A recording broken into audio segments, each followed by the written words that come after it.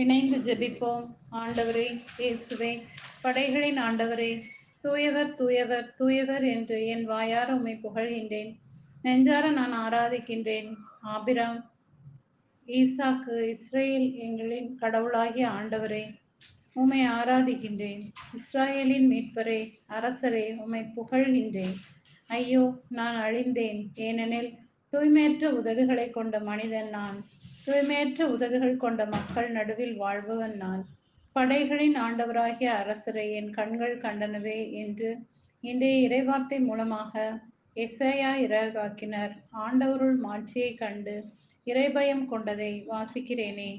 இயேசுவே, பல தடவைகளில் உள்ளத்தின் தூய்மையை உணராமல் வாழ்ந்த நிலைகளை எண்ணி மனம் வருந்துகின்றேன். என்னை மன்னியும்.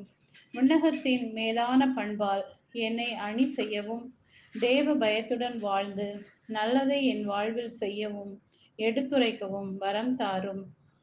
இயேசுவே, உங்களை அழைத்தவர் தூயவராய் இருப்பது போல நீங்களும் தூயவராய் இருங்கள் என்றவரே, தகுதியான உள்ளத்துடன் உம்மை நோக்கி வழிநடக்கவும், என் ஆன்ம தேவைகள் உம்மால் நிறைவு பெறவும், அதனால் இவ்வுலக பொல்லாப்புகளிலிருந்து விலகி நடக்கவும் அருள் தாரும்.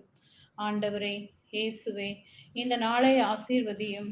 யாரை நான் அனுப்புவேன்? நமது பணிக்காக யார் போவார் என வினவும் என் தலைவரின் குரலை நான் கேட்டேன்.